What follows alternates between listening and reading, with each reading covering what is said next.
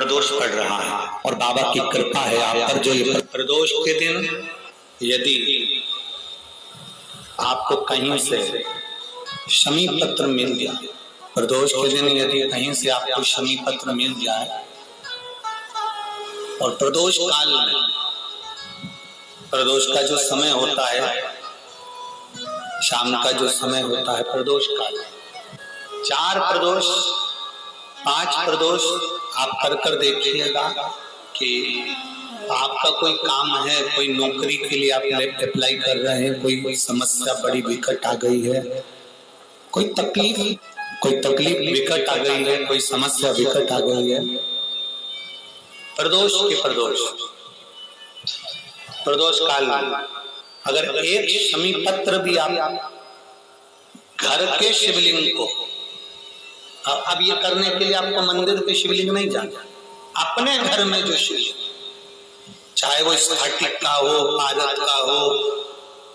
कंकर शंकर का हो, लकड़ी का हो, जो शिवलिंग तुम्हारे घर में, कांच का हो, चाहे वो नर्मदा के कंकर का हो, नर्मदेश्वर हो, आशान का हो, जो शिवलिंग, चांदी का हो, सोने का हो, तांबे का हो, पीतल का हो, जो शिवलिंग तुम्हारे, एक शमी पत्र यदि आप भगवान शंकर के शिवलिंग पर समर्पित कर रहे हो और उस शमी पत्र को उठाकर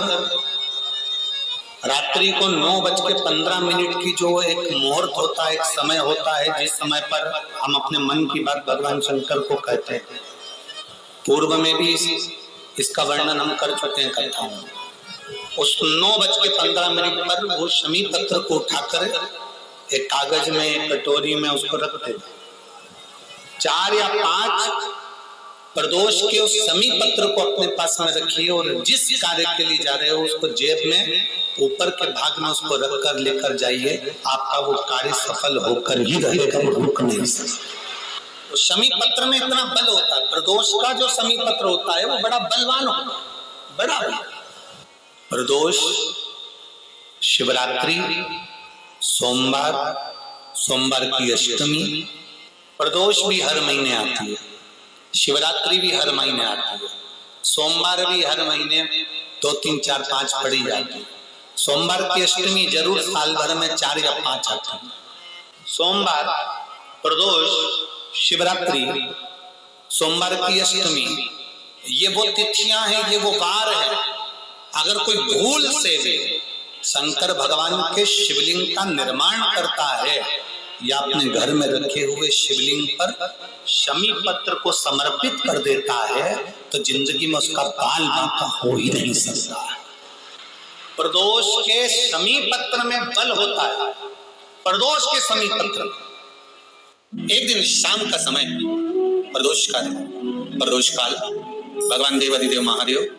माँ जगतजननी पार्वती जी के साथ में भ्रमण करते। देखिए, अगर प्रदोष का व्रत नहीं कर सकते, प्रदोष के दिन आप व्रत नहीं कर सकते, मान लो आपसे भूखा नहीं रहा जाए, प्रदोष का व्रत नहीं कर सकते, प्रदोष के दिन आप भूखे नहीं रह सकते, मंदिर भी नहीं जा सकते, दिया भी नहीं लगा सकते, तो शिव महापुराण की कथा कहती है कि प्रदोष के दिन, प्रदोष काल में अपने ही दरवाजे के पास देवाधिदेव महादेव का स्मरण करकर लक्ष्मी की वृद्धि के, कार्य सिद्धि के, संपदा को प्राप्त करने के आप अपने ही दरवाजे के पास एक दीप लगा सकते हैं। कौन से दिन? प्रदोष। उससे 1000 गुना शिवलिंग में बल की प्राप्ति होती है।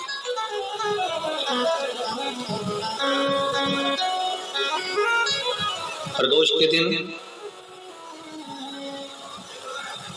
यदि आपको कहीं से शमी पत्र मिल गया, प्रदोष के दिन यदि कहीं से आपको शमी पत्र मिल जाए और प्रदोष काल में, प्रदोष का जो समय होता है, शाम का जो समय होता है, प्रदोष काल, 4 प्रदोष 5 प्रदोष आप कर देखिएगा कि आपका कोई काम है, कोई नौकरी के लिए आप अप्लाई कर रहे हैं, कोई समस्या बड़ी विकट आ गई है, कोई तकलीफ बड़ा गला पकड़ा गया, कोई तकलीफ विकट आ गई है, कोई समस्या विकट आ गई है, प्रदोष के प्रदोष काल में अगर एक शमी पत्र भी आप घर के शिवलिंग को, अब ये करने के लिए आपको मंदिर पे शिवलिंग नहीं जाना, अपने घर में जो शिवलिंग, चाहे वो स्फटिक का हो, पारद का हो, कंकर शंकर का हो, लकड़ी का हो, जो शिवलिंग तुम्हारे घर में, कांच का हो, चाहे वो नर्मदा के कंकर का हो, नर्मदेश्वर हो, पाषाण का हो, जो शिवलिंग, चांदी का हो, सोने का हो, तांबे का हो, पीतल का हो, जो शिवलिंग तुम्हारे, एक शमी पत्र यदि आप भगवान शंकर के शिवलिंग पर समर्पित कर रहे हो और उस शमी पत्र को उठाकर रात्रि को 9:15 की जो एक मुहूर्त होता है, एक समय होता है जिस समय पर हम अपने मन की बात भगवान शंकर को कहते हैं, पूर्व में भी इसका वर्णन हम कर चुके हैं कथाओं में। उस 9:15 पर वो शमी पत्र को उठाकर एक कागज में, एक कटोरी में उसको रख देते, 4 या 5 प्रदोष के उस शमी पत्र को अपने पास में रखिए और जिस कार्य के लिए जा रहे हो उसको जेब में ऊपर के भाग में उसको रखकर लेकर जाइए, आपका वो कार्य सफल होकर ही रहेगा, रुक नहीं सकता। तो शमी पत्र में इतना बल होता है, प्रदोष का जो शमी पत्र होता है वो बड़ा बलवान होता है, बड़ा। किसी भी प्रदोष के दिन, प्रदोष काल में एक बार लगा दे, उसके बाद में अपनी कामना कर बेलपत्री, एक छोटा सा उपाय अवश्य करिए। अगर बच्चे कोई एग्जाम में बैठ रहे हैं या कंपटीशन एग्जाम है या नौकरी के लिए अप्लाई कर रहे हो, मान लो 4-6 महीने से बैठे हो, 8 महीने से बैठे हो, सर्विस नहीं है, नौकरी नहीं है, तो एक छोटा सा उपाय अवश्य करिए शिव महापुराण का। महाराज बेलपत्री के पेड़ के नीचे विराजमान होकर, बेलपत्री के पेड़ के नीचे जिसको नौकरी के लिए या एग्जाम में बैठ रहा है वो जल चढ़ाए, बेलपत्री के पेड़ के नीचे थोड़ा सा दूध चढ़ाए, फिर जल चढ़ाए और अपने राइट भाग में घी का दिया और अपने लेफ्ट भाग में तेल का दिया। किसी भी प्रदोष के दिन, प्रदोष काल में एक बार लगा दे, उसके बाद में अपनी कामना कर बेलपत्री के पेड़ के नीचे धोख लगाकर प्रणाम कर जाए और चले जाए इंटरव्यू के लिए, बाबा उत्तीर्ण करा ही देगा, नौकरी दिलाए। जिस दिन रविवार की प्रदोष पड़े उस दिन एक लाल वस्त्र में पीली सरसों रखकर और उसके अंतर्गत कुछ भी, एक या तो बमूल का कांटा ना मिले तो गुलाब का कांटा ही उसके अंतर्गत रख लीजिए। और मान लो कोई काम ऐसा है कि उसमें पैसा तुम्हारा आ ही नहीं गया, बहुत घाटे पर घाटा जा रहा है, नुकसान बहुत हो रहा है और कोई काम हो ही नहीं रहा, तो महाराज जिस दिन रविवार की प्रदोष पड़े उस दिन एक लाल वस्त्र में, जिस दिन रविवार की प्रदोष पड़े उस दिन एक लाल वस्त्र में पीली सरसों रखकर और उसके अंतर्गत कुछ भी, एक या तो बमूल का कांटा ना मिले तो गुलाब का कांटा ही उसके अंतर्गत रख लीजिए और उसको शिव मंदिर का स्मरण कराकर शंकर भगवान का नाम लेकर रू भैरव, कौन सा भैरव, उसकी भी कथा भी आने वाली है। दारुक नाम के राक्षस का संहार करने के लिए जब माता अवतार लेगी तब शंकर भगवान बच्चे का रूप रखकर रोएंगे, तो शिव जी का एक नाम होगा रू भैरव। ये भैरव कहां पर रहता है, तो कहा ये शमशान में रहता है। कहां रहता है ये भैरव? शंकर का जो एक अवतार है रू भैरव, ये भैरव अवतार शमशान में रहता है। तो इस भैरव का काम क्या है, तो कहा शमशान में, शमशान की जो अग्नि होती है भले की लकड़ी रहे, भले उसमें कोई पदार्थ डाले ना डाले, थोड़ी देर में वो अग्नि रू आवाज, हल्की सी शमशान की जो अग्नि जलती है उसमें आवाज आती है। आप वैसे कोई अग्नि जलाएंगे ना आवाज नहीं आएगी, ध्यान देना। हमारे शमशान में अगर जो लोग गए होंगे मुर्दा जलाने के लिए, तो अगर वो एकांत में बैठेंगे तो उसमें से आवाज आती है रू। तो शिव पुराण कह रही है कि उस सरसों को, कांटे को, रूरू भैरव का नाम लेकर जिस व्यापार जो नहीं चल रहा है, दुकान जो नहीं चल रही है, उस दुकान के सामने, उस व्यापार के सम्मुख में उसको जला दिया जाता है। ये करा जाता है रवि प्रदोष के। कौन से प्रदोष? रवि प्रदोष के, जो सुख का भान कराती है, व्यापार की उन्नति के लिए, समृद्धि के लिए, लक्ष्मी के लिए इसका प्रयोग किया जाता है। तो यहाँ पर दारुक नाम का जो असुर है, दारुक नाम का जो राक्षस है, उसका एक ही कहना है कि मैं मरूं, मना नहीं है ब्रह्मदेव पर।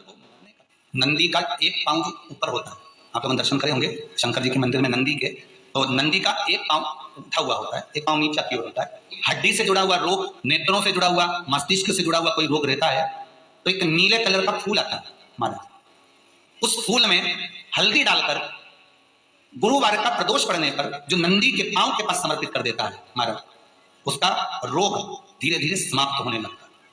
लिंग पुराण कहती है कि नंदीश्वर भगवान के सामने जो पुष्प समर्पित करा जाता है उसको, ये तो लिखा है स्कंद पुराण और शिव पुराण। लिंग पुराण कहती है जो फूल आपने समर्पित करा उसको लाकर पानी की बाल्टी में डालकर आप स्नान भी कर सकते हो, उससे भी हड्डी के जितने रोग होते हैं उसमें आराम लगने लगता है। जैसे कहीं शरीर नहीं चल रहा, हाथ झुंड पड़ रहा है, हाथ काम नहीं कर रहा, हाथ में झुंझुनी आ रही है, कंपन आ रहा है, जैसे मान लो कोई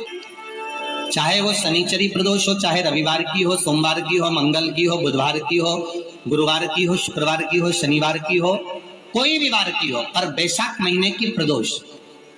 प्रदोष काल में शाम का समय सूर्य डूब रहा हो, बस डूबा ही हो, और उस समय पर सूर्य के डूबन के तुरंत बाद बाबा को